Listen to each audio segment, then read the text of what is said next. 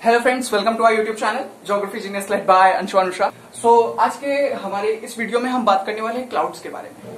इस वीडियो में हम कवर करने वाले हैं कुछ क्वेश्चंस के बारे में, डिस्कवर करेंगे क्वेश्चन कि ये जो क्लाउड इस काइंड होते हैं, हम आज इस वीडियो में क्या कवर करने वाले हैं। ठीक है, व्हाट इज क्लाउड, क्लाउड होता क्या है, बनते कैसे हैं, और एक और चीज हम इसमें जो डिस्कवर करने वाले हैं वो है टाइप्स ऑफ क्लाउड। क्लाउड्स के कुछ ऐसे टाइप्स है।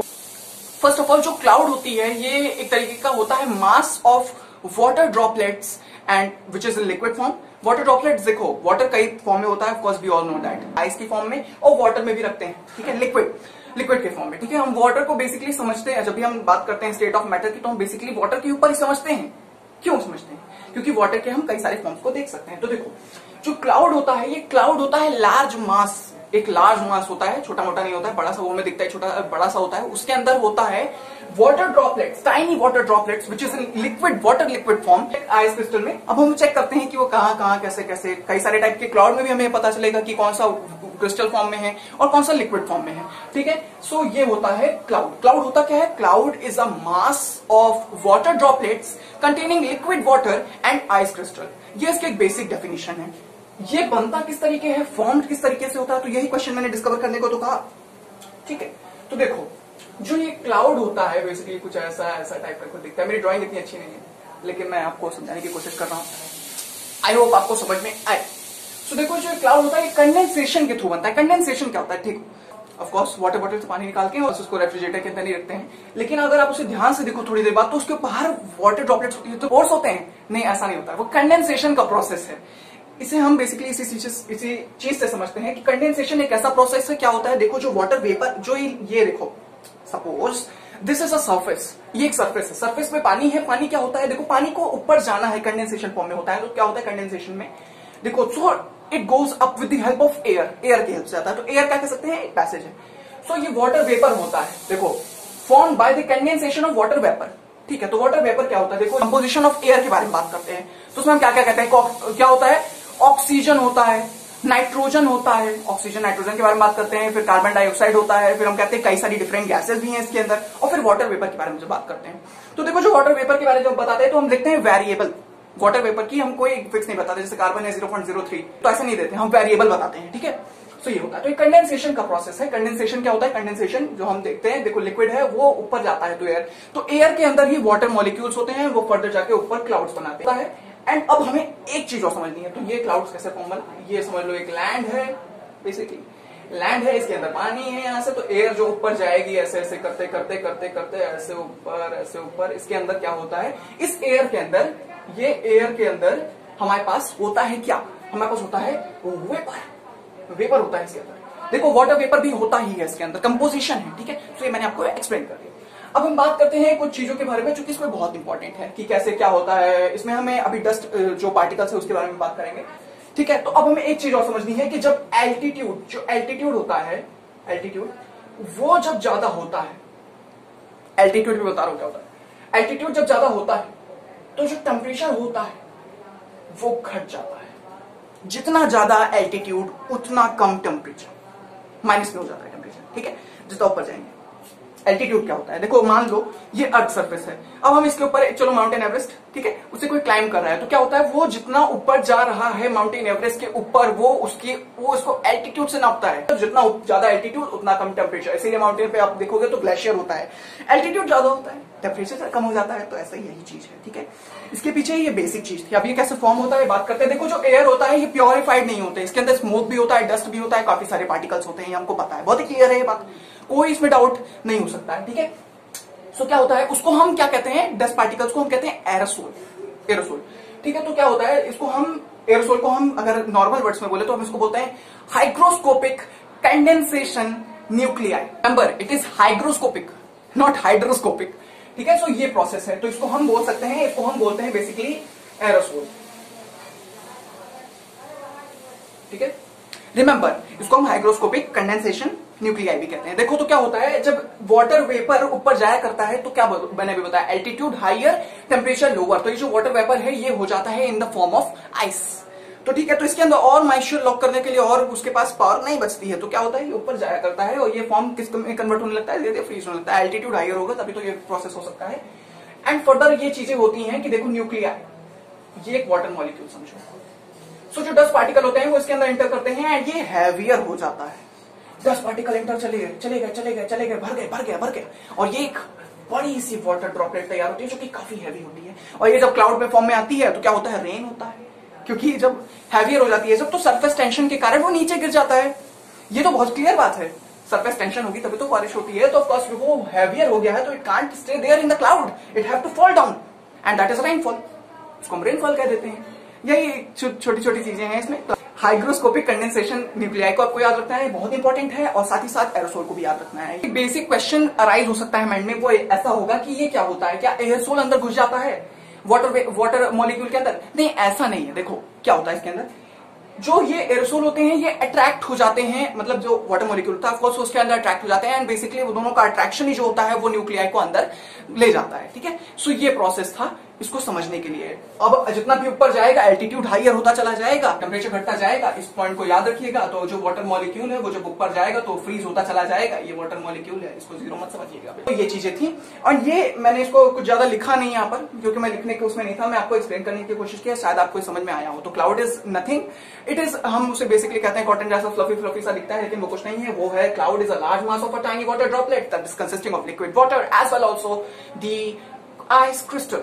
लुक, अब हम पहले बात करने वाले हैं एक ऐसे टाइप की क्लाउड्स के बारे में जो बेसिकली कंपोज होती है किसके, आइस क्रिस्टल के बारे में। ये इसमें बेसिकली आइस क्रिस्टल ही होता है, वाटर ड्रॉपलेट नहीं होता। क्यों? क्योंकि इसमें एल्टीट्यूड हाइयर होता है। अब हम बात करते हैं इसका एल्टीट्यूड कितना है, 8 to 12 किलोमीटर, मतलब कि कितना, 8000 से 12000 मीटर ऊपर स्काई में। देखो ये बुक्स में और इंटरनेट पे डिफरेंट है, तो ये आप वेरी कर सकता है, इंटरनेट पे भी डिफरेंट है, बुक में कुछ और है, कहीं कुछ और है। तो इसमें हम नहीं जाएंगे, हम बात करते हैं एल्टीट्यूड हाइयर है। तो एल्टीट्यूड हाइयर है तो of course altitude is higher, the temperature is lower, temperature low है, एल्टीट्यूड हाई। ठीक है, they are composed of ice crystal. Why they are composed of ice crystal? यही है, क्यों? क्योंकि एल्टीट्यूड हाइयर है, द लोअर द टेम्परेचर। तो ये होता है बेसिक आइस क्रिस्टल का, किससे कंपोज होता है। ठीक है, सो ये हमें याद रखना है। ये सिरस क्लाउड है। मैं अभी अपने फ्रंट एक पिक्चर को डालूंगा, वो पिक्चर आप समझ सकते हो कि सिरस क्लाउड कैसी दिखती है। एक तरीके से मैं कह सकता हूँ कि बहुत ही अनइवन शेप में होती है एंड स्काई में होती है और बहुत ही फेडेड टाइप की दिखती है हम लोगों को। लेकिन ये हमको याद रखने लायक है कि they are formed at a higher height, से काफी हायर हाइट्स पे होती हैं। वो हायर हाइट्स कितनी होती हैं, 8 to 12 kilometre above in the sky. These clouds are composed of ice crystal. Why? Because the altitude is higher, the lower the temperature, and this is the process why the water droplets in this type of clouds is ice crystal. ठीक है, तो इसके साथ सिरस cloud खत्म होती है। अब हम बात करते हैं क्यूमुलस क्लाउड्स के बारे में। देखो ये दूसरी टाइप की क्लाउड है एंड ये अगर आप स्काई में देखोगे तो ये कॉटन की तरह दिखती है। They look like cotton, they look like cotton, cotton की तरह एकदम दिखती है। ठीक है, सो कॉटन की होती है। ये उससे लोअर हाइट पे होती है, इसकी भी हायर हाइट्स होती हैं as compare to are another cloud that are stratus and nimbus cloud जो हैं उनके अलावा, जैसे कि 4 to 7 किलोमीटर। इसकी हाइट हायर है, 4000 से 7000 metres above in the sky.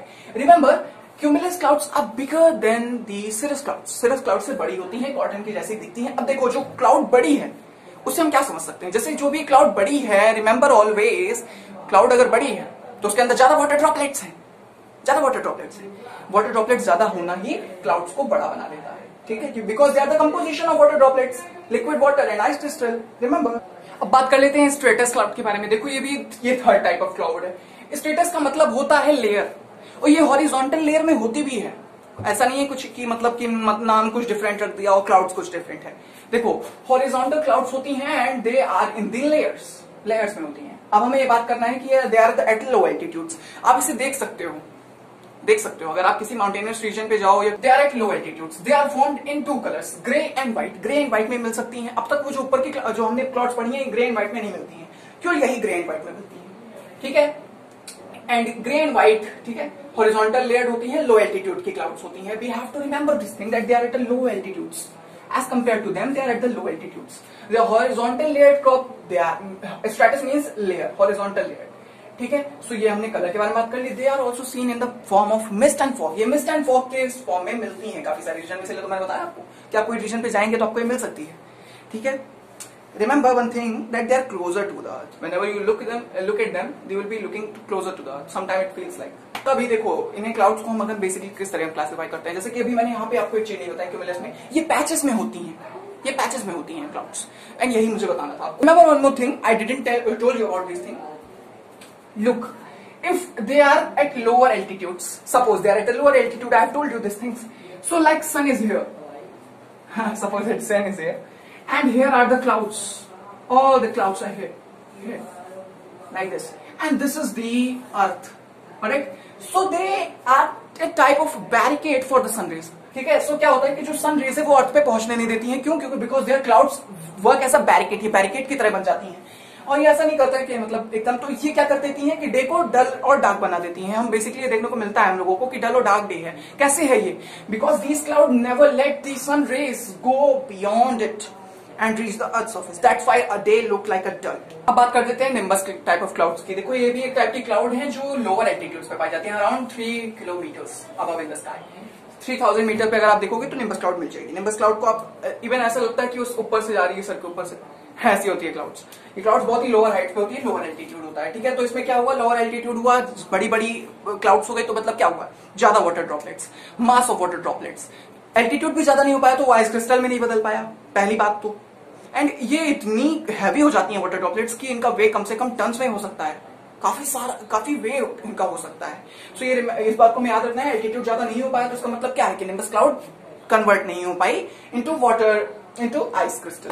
सो ये वाटर ड्रॉपलेट में रह गई, तो मास है, ह्यूज मास। ये हमें 2 कलर में मिल सकती है, black and dark. Dark colour में भी होती है, व्हाइट में भी होती है, ब्लैक एंड होता है ऑफकोर्स डार्क। हमें यही 2 ऐसे मिल सकती हैं। ये भी लेयर में होती है, लेकिन हम इसे स्ट्रेटस क्लाउड नहीं बुला सकते क्योंकि they don't have any specific shape. Basically, they also don't have any specific shape and it is not fixed, but it is being said that these type of clouds have no specific shape. All the droplets are collected with each other and they form a cloud. Alright. So nimbus was only this much. They don't have any specific shape and they look dense and thick. Why? Because they contains a lot of water droplets. Water droplets ज्यादा हैं, mass ज्यादा है, thick, dark तो दिखेंगी। So I hope you find this video helpful. If you find this video helpful, please forget to share all your friends and all your people who are going to study about all these things. All right. Please don't forget to subscribe our YouTube channel, like, comment, share, and join to us always. And this is Anshuman Mishra is ready anytime. All right. Thank you.